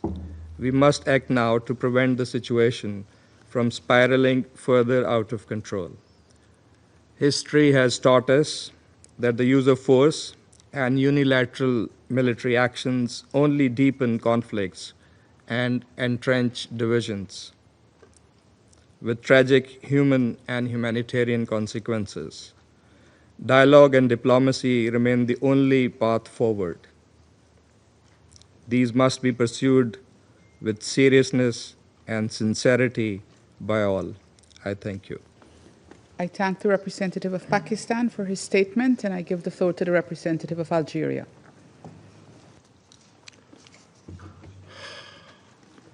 Madam President, I would like to thank you for the prompt scheduling of this meeting. I thank the Secretary General for his remark. We share your assessment that this is a dangerous escalation in the region already on the edge. And we echo your pressing call on member states to de-escalate and to uphold their obligation under the UN Charter and other rules of international law. I also thank ASG Genca and Director General Grossi for their briefings. Madam President, the world, and especially the Middle East, cannot endure another war. Unfortunately, events in the region are accelerating in an alarming pace, pushing the Middle East dangerously close to an apocalyptic scenario. At a time when the international community was united, yes, was united, in seeking ways to ease tensions, the situation has deteriorated sharply yesterday and further exacerbated by American strikes targeting Iranian nuclear facilities. Algeria expresses its deep concern and regret over this grave development, which significantly worsens the security and exposes the entire region to unprecedented risks with potentially uncontainable consequences. The erosion of the international nuclear security architecture poses a grave threat not only to regional stability, but also to the global peace and security. Attacks on nuclear facilities under international safeguards seriously undermine the integrity and credibility of the global non-proliferation regime. Therefore, we reaffirm that the legal framework safeguarding nuclear installations is clear, is comprehensive, is binding. Its very existence is precisely to ensure the highest levels of safety and protection for such facilities. The resolution of the IAEA General Conference repeatedly and explicitly state that, I quote, "Any armed attack on and threat against nuclear facilities devoted to peaceful purposes constitute a violation of the principles of the United Nations Charter, the international law, and the statute of the agency." These resolutions remain fully valid and applicable to the current situation. Under no circumstances should nuclear facilities be subject to attack. Upholding international law is not optional. It is a binding obligation upon all member states. Madam President, what lies ahead? What space remains for diplomacy? What responsibility rests with this Security Council? What we are witnessing today is a profound and perilous reversal. War war has become the denial of diplomacy and politics by all means. Diplomacy, our job, long regarded as the primary tool for conflict resolution, is now being compelled to yield, to step aside, to allow force to take precedence. And this Council, for some, and especially for Middle East issues, its restraint, its silence, yes, silence, is seen as more useful than its action. What then of negotiation, of agreements, of the essence of the United Nations, its charter, its principles, and of international law? They too are being bypassed, negated, disregarded, and finally, discredited.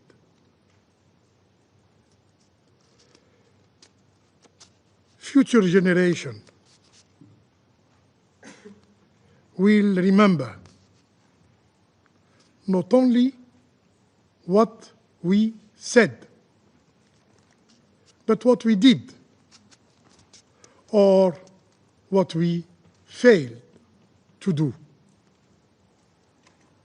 We, the Security Council members, especially the elected one. Madam President,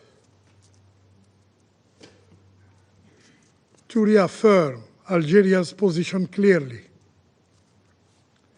the only viable path forward is a return to diplomacy, an approach rooted in international legality, the principles of the United Nations Charter, and the pursuit of a peaceful resolution. We must collectively draw on the lessons of the region's painful history, which clearly shows that military solutions have never succeeded in resolving its complex challenges. Algeria reiterates again its firm call for an immediate ceasefire, a return to the negotiating table, and a sincere commitment by all concerned parties to finding a peaceful and negotiated solution to the Iranian nuclear issue, including the lifting of sanctions. Should I remind what the Charter clearly states? I quote, "All members shall settle their international dispute by peaceful means." End of quote. I thank you. I thank the representative of Algeria for his statement. I shall now make a statement in my capacity as representative of Guyana. I thank you, Secretary General Antonio Guterres, for your presence here today and for your remarks. I also express our appreciation to Assistant Secretary General Miroslav Jenca and IAEA Director General Grossi for responding swiftly to our urgent request to brief the Security Council. Colleagues, just 2 days ago, we met in these chambers and made urgent calls for diplomacy and de-escalation in relation to the ongoing conflict between Israel and Iran. The Secretary General appealed to give peace a chance, and many of us echoed that call. Guyana, like so many other countries, including on this Council, has consistently called for Israel and Iran to exercise maximum restraint and to avoid any miscalculations that would further plunge the region into deeper crisis. Colleagues, for months, we have listened to the increasingly dangerous rhetoric and threats. However, what we need at this time is leadership and diplomacy. In this context, Guyana offers the following considerations. First, what is unfolding in the Middle East concerns us all. We must renew our calls for de-escalation and urge the concerned parties to step back and return to diplomacy and dialogue. We call on influential states to encourage the parties in this direction. Resist the temptation to fan the flames of conflict, given the potentially grave humanitarian and security impacts, as well as the attendant effects on global trade, including oil prices and food security.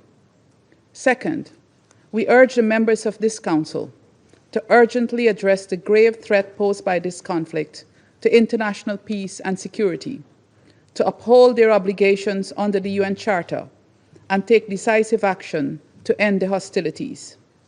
We must ensure that the parties avoid being trapped in a retaliatory tit-for-tat loop of violence that undermines regional and global peace and security. Finally, the headwinds we face are indeed testing our collective resolve. Guyana reiterates its call for all parties to abide by the principles of the United Nations Charter and to respect and uphold international humanitarian law, particularly the principles of distinction, proportionality, and precaution, and ensure the protection of civilians and civilian objects. We also reiterate that the right to self-defense absolves neither party of their responsibilities and obligations under international law. I thank you. I resume my function as President of the Council. Before opening the floor, I would like to remind all speakers that this is a formal meeting of the United Nations Security Council and of the need to ensure proper decorum in the delivery of their statements and to refrain from personal attacks. I now give the floor to the representative of the Islamic Republic of Iran. Thank you. In the name of God, the compassionate, the merciful, thank you, Madam President, for your valuable effort to promptly convening this emergency meeting in your capacity as the President of the Security Council. We welcome the presence of Secretary General at this meeting, and we also listen to the statement made by the ASG, Mr. Jenka. We appreciate all those members who have chosen to stand on the right side of history and thus strongly condemned the act of aggression of the United States and the Israeli regime against my country. Madam President, I address this Council today for the third time since the brutal aggression against my country, first by the Israeli regime on June 13th and now by the United States. I speak with utmost urgency and grave concern on behalf of our people, a peace-loving nation of nearly 100 million people. Today, another stain was recorded in the political history of the United States. After the illegitimate Israeli regime failed to do the worst dirty work, Trump was forced in the early hours of Sunday, June 22, to personally carry out the most sordid part of this vile agenda. Once again, the internationally wanted war criminal Netanyahu succeeded in hijacking U.S. foreign policy, dragging the United States into yet another costly, baseless war. America has once more recklessly chosen to sacrifice its own security merely to safeguard Netanyahu. Once again, the world has witnessed the blatant corruption of the US political system and its leaders. As an independent, peace-seeking nation, the Islamic Republic of Iran had repeatedly warned the warmongering US regime to refrain from stumbling into this quagmire. Even though Iran reserves its full and legitimate right under international law to defend itself against this blatant US aggression and its Israeli proxy, the timing, nature, and scale of Iran's proportionate response will be decided by its armed forces. Throughout history, the resilient and united Iranian nation has withstood deeper wounded and faced more vicious enemies, and this time too. It will show its dignity, strength, and greatness to the world. Over the past 10 days, the Israeli barbaric assault, the international bodies, including the UN Security Council and the International Atomic Energy Agency, have been provided with all the necessary information and warning. Yet, they have proven once again that the so-called 8 decades-long quest to prevent war and aggression is hollow and powerless in practice. Madam President, history will not forget these tragic days. It is profoundly heartbreaking that a peace-loving country, one of the founders of the United Nations with over 5,000 years of culture and civilization, responsible party to the UN Charter and the NPT, and non-nuclear weapon state, has been under armed attack by an illegitimate regime, no by its chief backer, the United States, but possesses thousands of nuclear warheads. The United States, a permanent member of this council, the depositary of the NPT, and the only state that has ever used nuclear weapons, murdering millions in 2 cities, has now once again resorted to illegal force, waged a war against my country under a fabricated and absurd pretext, preventing Iran from acquiring nuclear weapons. What a bitter and tragic irony. Madam President, this US and Israeli regime aggression is a clear and flagrant breach of international law. It breaches the preliminary norms of prohibition of aggression and the very fundamental principles enshrined in the UN Charter, namely Article 2.4, which categorically prohibits the threat or use of force against the sovereignty and territorial integrity of any member state. This illegal act also violates the Charter, a statute of the IAEA, relevant resolution of the Agency General Conference, Security Council Resolution 487 and 2231, as well as the NPT itself. Colleagues, while the representative of the United States continues to make baseless accusations against Iran, the international community is well aware of the well-documented and dark record of military intervention, illegal use of force against other sovereign states, and sponsorship of terrorism by the United States in the Middle East and across the world. The facts speak for themselves. All US allegations against Iran are unfounded, with no legal basis, and politically motivated.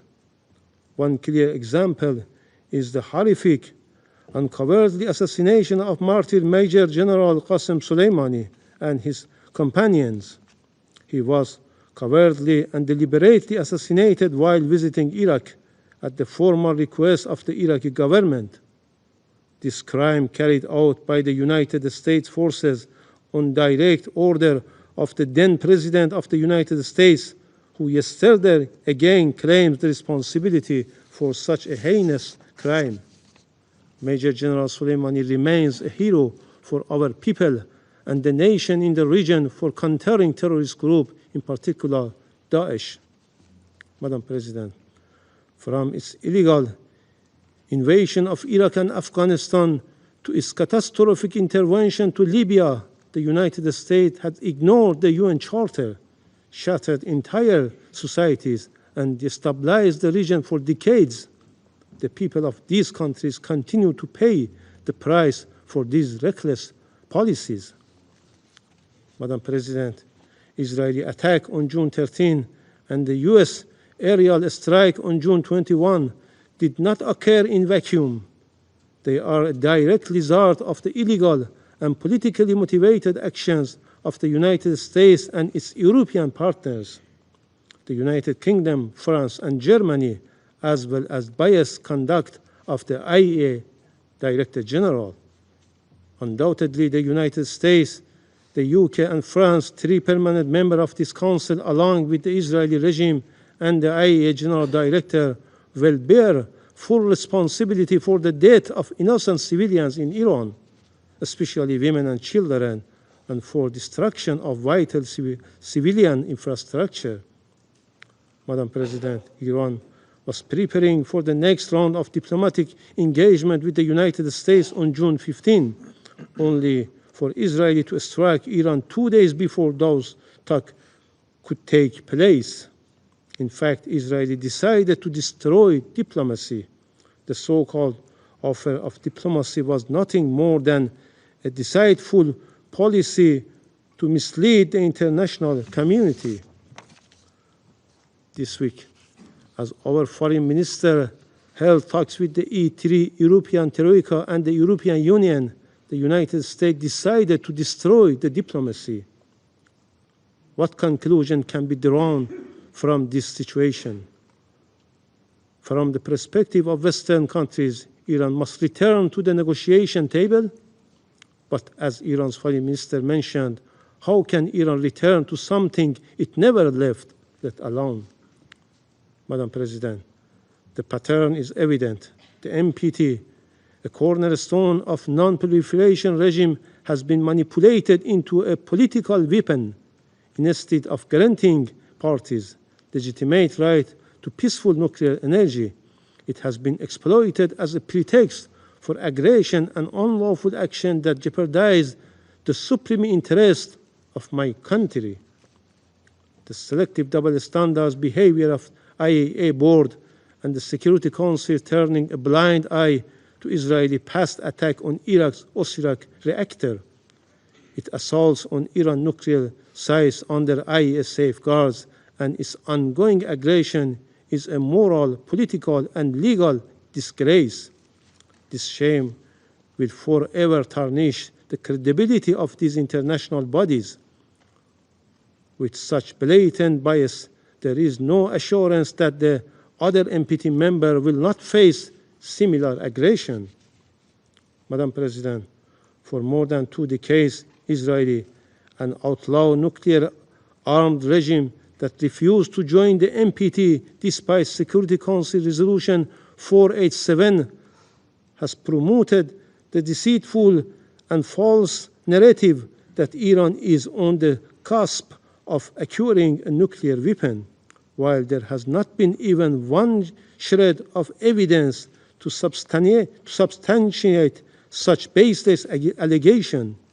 Iran's consistent diplomatic engagement made in good faith, leading to the JCPOA and its full compliance with the commitment therein with the UN Security Council Resolution 2231, demonstrate the very peaceful nature of its nuclear program. Madam President, Iran is acting within its inherent unlawful right of self-defense under Article 51 of the UN Charter. We will take all measures deemed necessary at our disposal to protect our people, our sovereignty, territorial integrity, national and vital interests, and our peaceful nuclear program in accordance with international law. Once again, I would like to remind this esteemed body of its legal and moral obligation. If this Council and the United Nations built to maintain international peace and security fail to act at this decisive moment, they will forever lose their credibility and relevance. Israel and the United States are the chief culprits for eroding the rule of law, undermining international law, the IAEA statute, and the non-proliferation regime. However, the silence, double standards, and complicity of international organizations and some Western countries, including France and the UK, are equally reprehensible. The UN Security Council should immediately act under Chapter 7 of the United Nations Charter to redress such injustice and gross violation by strongly condemning the blatant aggression violation and heinous crimes committed against the Islamic Republic of Iran, adopting effective enforcement action against the aggressor, hold the United States and Israeli regime fully accountable, place the Israeli nuclear facilities under agency safeguard. This is a historic test for this Council, for the United Nations as a whole. Every state and every responsible actor must rise to this occasion and condemn without ambiguity. These blatant crimes, failure to do so will lead to the gradual decline of the very aspiration of the non-proliferation regime and normalize a dangerous precedent when might, our rights, right, and where the fundamental principles of the UN Charter are trampled without consequences. Madam President, distinguished colleagues, we stand at the crossroads. Let us be the moment we put an end to impunity, the moment we uphold the principles on which this Council was founded. This Council must act decisively. Silence will be complicity in these crimes.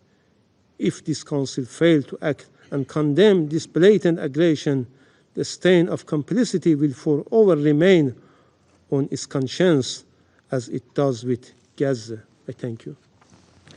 I thank the representative of the Islamic Republic of Iran for his statement, and I give the floor to the representative of Israel. Thank you, Madam President. First, I would like to thank the Secretary General, ASG Yancha, Director General Grossi, for your remarks. Madam President, last night, history changed. The United States of America struck Iran's nuclear sites at Fordo, Natanz, and Isfahan. The United States, the leader of the free world, removed the greatest existential threat facing the free world. Just like our Operation Rising Lion, this was not a war of choice. This action was a necessity.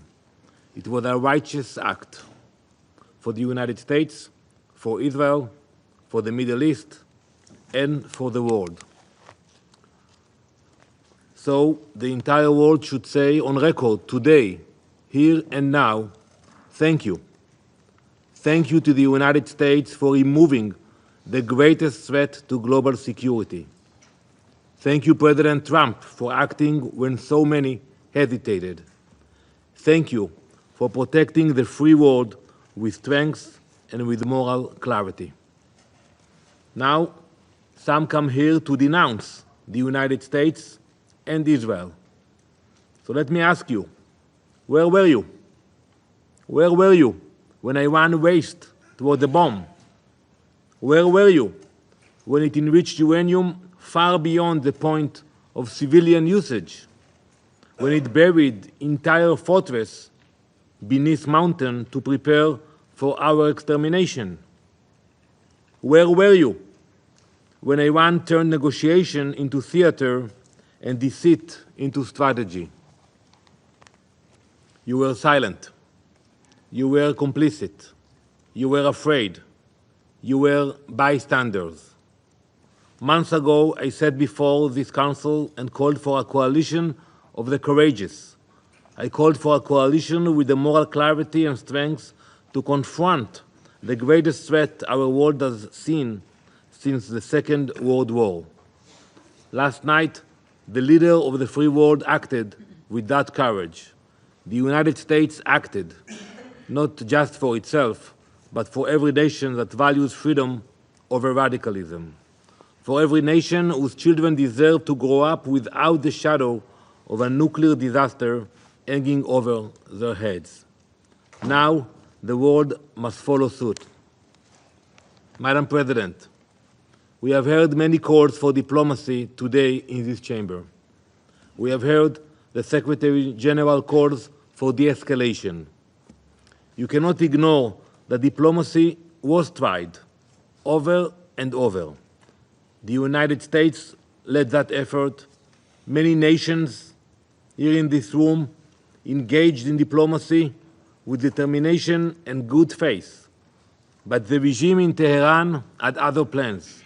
It used the negotiating table as camouflage, a delay tactic, a way to buy time while building missiles and enriching uranium.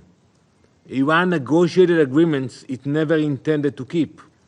It made commitments it never honored. It answered deadlines with defiance and met oversight with obstruction. The free world gave it every chance. We gave it months, we gave it years, we gave it every possible off-ramp.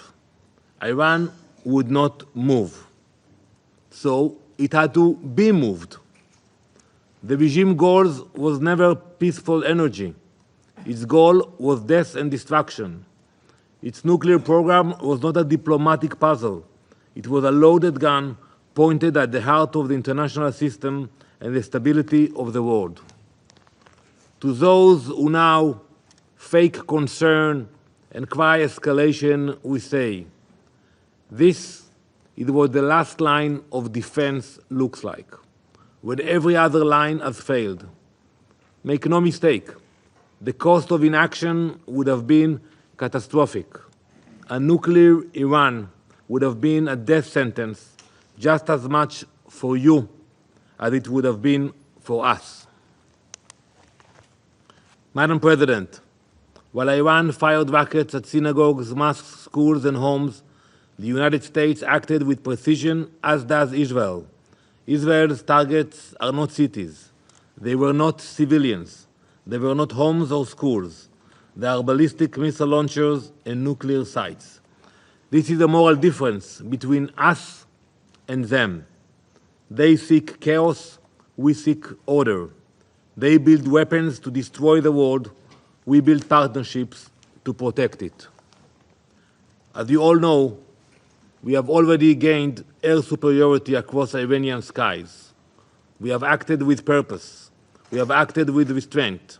And we will act with the moral clarity that has always defined our people.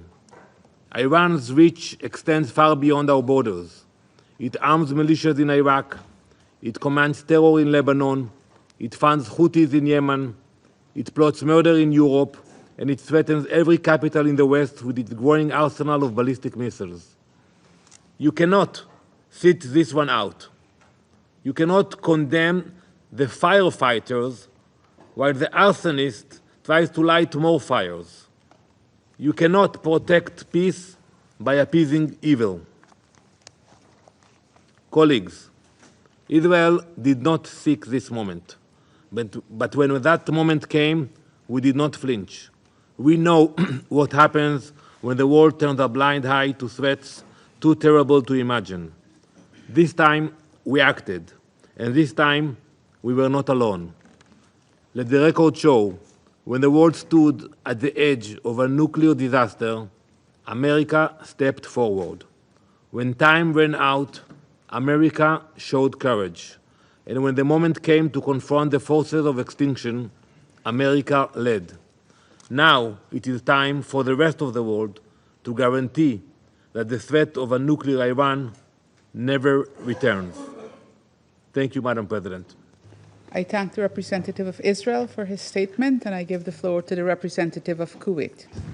شكرا السيدة الرئيسة. بداية اسمحي لي أن أتقدم لكم ولبلدكم الصديق بالشكر على سرعة الاستجابة للدعوة لهذا الاجتماع، وأشكر معالي الأمين العام على وجوده وعلى كلماته الصائبة في بداية هذه الجلسة. والشكر موصول كذلك إلى ميروسلاف وإلى رافائيل غروسي على مداخلاتهم القيمة. سادة أعضاء مجلس الأمن، بالنيابة عن دول مجلس التعاون لدول الخليج العربية والتي تضم كل من دولة الإمارات العربية المتحدة ومملكة البحرين والمملكة العربية السعودية ودولة قطر سلطنة عمان وبلاد دولة الكويت، فإننا نؤكد بأن المجموعة الخليجية تتابع ببالغ القلق التطورات المتسارعة في المنطقة، لا سيما تلك الأخيرة التي شملت استهدافاً لمنشآت نووية داخل أراضي الجمهورية الإسلامية الإيرانية في تطور خطير يهدد الأمن والاستقرار الإقليمي والدولي. كما وتحذر دول المجلس من تداعيات استمرار هذا التصعيد الذي قد يقود إلى مزيد من التوتر ويفاقم المخاطر التي تواجه أمن المنطقة وشعوبها، وتدعو إلى الوقف الفوري للأعمال العسكرية وممارسة أقصى درجات ضبط النفس وتجنب كل ما من شأنه توسيع دائرة الصراع، مع التأكيد على أن الحوار والسبل الدبلوماسية هي الطريقة الأمثل لمعالجة الخلافات والوصول إلى حلول سلمية. وفي هذا السياق تشدد دول المجلس على أهمية اطلاع مجلس الأمن والمجتمع الدولي بمسؤولياتهم الكاملة نحو وقف هذه الانتهاكات، والعمل الجاد على ضمان احترام سيادة الدول وسلامة منشآتها الحيوية، بما في ذلك المنشآت النووية الخاضعة لنظام الضمانات الشاملة التابع للوكالة الدولية للطاقة الذرية. كما تعرب دول المجلس عن قناعتها الراسخة بضرورة تغليب الدبلوماسية والحوار لحل الخلافات ضمن مقاربات شاملة تحقق الاستقرار والازدهار والعدالة، وتعيد التأكيد على ضرورة مضافعة الجهود الهادفة لإيجاد حلول سياسية تكفل إنهاء الأزمة بما يؤدي إلى فتح صفحة جديدة من الأمن والاستقرار في المنطقة. وفي الختام السيد الرئيس، فإن دول مجلس التعاون تلتزم التزاماً راسخاً بدعم كافة الجهود الإقليمية والدولية الرامية إلى نزع فتيل الأزمة وترسيخ الأمن والاستقرار والحفاظ على مصالح الشعوب في المنطقة والعالم. وشكراً السيد الرئيس. I thank the representative of Kuwait for his statement, and I now give the floor to the representative of Iraq.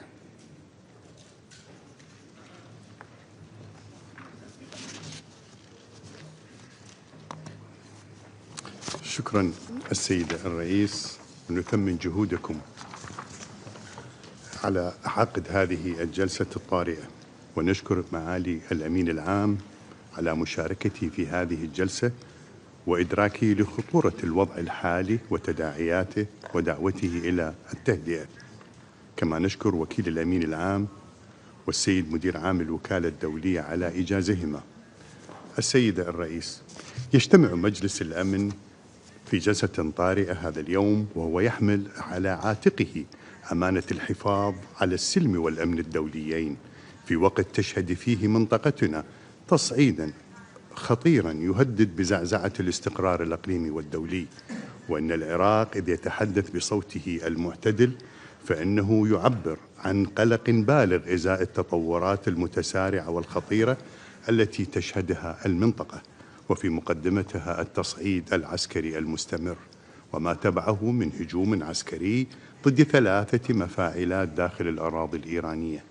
وفي الوقت الذي يدين العراق هذا الهجوم نؤكد أنه يشكل تصعيداً خطيراً وتهديداً مباشراً للسلم والأمن الإقليمي والدولي، ويزيد من احتمالية اتساع رقعة الصراع والحرب ودخول أطراف إقليمية ودولية أخرى فيه دون تفويض من مجلس الأمن، مما يثير تساؤلات جدية حول احترام النظام الدولي القائم على الشرعية الدولية.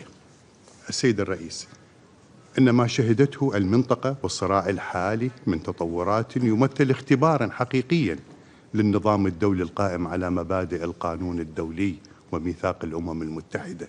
فالتصرفات الأحادية التي تتجاوز مجلس الأمن تضعف من هيبة المنظمة الدولية وتفتح الباب أمام فوضى عسكرية لا يمكن التنبؤ بعواقبها. كما أن استهداف المنشآت النووية بغض النظر عن الخلافات حولها يشكل سابقة خطيرة تتعارض مع الجهود الدبلوماسية الرامية إلى معالجة الملف النووي عبر الحوار والضوابط الدولية، لا سيما دور الوكالة الدولية للطاقة الذرية. كما نؤكد أن استهداف منشآت نووية معلنة يعد سابقة خطيرة في نظام عدم الانتشار والنظام الضمانات الشامل، كما أشار إليه قرار مجلس الأمن 487 وقرار مجلس محافظي الوكالة لعام 1981، ويتعارض مع أحكام المادة الرابعة من معاهدة عدم انتشار الأسلحة النووية، والتي تكفل لجميع الدول الأطراف الحق في تطوير واستخدام الطاقة النووية لأغراض سلمية ضمن إطار الشفافية والرقابة الدولية. كما أن استهداف المنشآت النووية قد تؤدي إلى تسربات إشعاعية كارثية تتجاوز حدود الدولة المستهدفة وتشكل تهديداً مباشراً لحياة الإنسان والبيئة في الدول المجاورة ومنها العراق، ولا سيما مع خطورة التسرب الإشعاعي العابر للحدود وتأثيراته على دول المنطقة وشعوبها الذي يشكل خطراً فادحاً، ونحذر من الآثار البيئية والإنسانية الوخيمة. ويؤسفنا أن نشير إلى أن هذا التطور العسكري قد ضيق المساحة الزمنية والفرص الدبلوماسية أمام أي حل سلمي محتمل، ولم يتح الفرصة الكافية للمفاوضات والمساعي السياسية لاحتواء التوتر، كما حال دون قيام الوكالة الدولية للطاقة الذرية بدورها الفني وفق ولايتها المحددة بموجب النظام الأساسي في التحقق من طبيعة الأنشطة النووية. السيد الرئيس، لقد شهدت منطقتنا على مدار العقود الماضية حالات متكررة من التوتر وعدم الاستقرار، حيث عانت شعوبها من ويلات الحروب والصراعات التي أزهقت الأرواح ودمرت البنى التحتية وعرقلت مسارات التنمية. واليوم نجد أنفسنا أمام منعطف خطير يهدد بإشعال حرب إقليمية شاملة، مع ما يرافق ذلك من انتهاك سيادة الدول عبر التجاوزات المتكررة للمجال الجوي والأرضي للدول المجاورة والتأثيرات الاقتصادية المدمرة، حيث تتعرض سلاسل الإمدادات العالمية لاضطرابات حادة وتواجه اقتصادات المنطقة تحديات جسيمة، والتهديد للممرات المائية التي تشكل شريانا حيويا للتجارة الدولية واقتصادات الدول. إن العراق ومن منطلق موقعه الجغرافي ودوره الإقليمي يتأثر بشكل مباشر بهذه التطورات، وقد سجلنا خروقات متكررة لمجالنا الجوي من أطراف النزاع، وهو ما نعتبره انتهاكا لسيادة العراق وخرقا لقواعد القانون الدولي ولميثاق الأمم المتحدة. نجدد هنا تأكيدنا الراسخ على رفض العراق التام لاستخدام أراضيه أو مجاله الجوي لتنفيذ عمليات عسكرية تمس أمن وسلامة دول المنطقة ومن أي طرف كان ولأي غايات. وختاما، السيد الرئيس، نؤكد على أهمية إعادة الثقة في العمل الدولي المشترك، وينبغي أن يعود مجلس الأمن ليكون المنصة الرئيسية لمعالجة الأزمات، وضرورة احترام سيادة الدول وعدم استخدام أراضيها وأجواءها في أي مواجهات عسكرية دون موافقتها، وتعزيز الحلول الدبلوماسية، وندعو إلى إحياء المسارات التفاوضية والاستفادة من الدروس في الأزمات السابقة في المنطقة، وندعو إلى ضرورة حماية المدنيين من أي أعمال عسكرية تطالهم مباشرة أو تأثيراتها عليهم. ونؤكد أيضا أن شعوب منطقتنا تنتظر من هذا المجلس أن يتحمل مسؤولياته التاريخية والقانونية في هذه اللحظة الحاسمة، وأن تعلو كلمة الحكمة والحوار، وأن نعمل جميعا من أجل إرساء أسس الاستقرار والسلام في المنطقة بناء على مبادئ العدالة واحترام القانون الدولي الإنساني. وندعو جميع الأطراف إلى تجنب المزيد من التصعيد والعودة إلى الحوار الجاد والمسؤول حفاظا على استقرار المنطقة والعالم. وشكرا جزيلا سيد الرئيس. I thank the representative of Iraq for his statement. There are no more names inscribed on the list of speakers. The meeting is adjourned.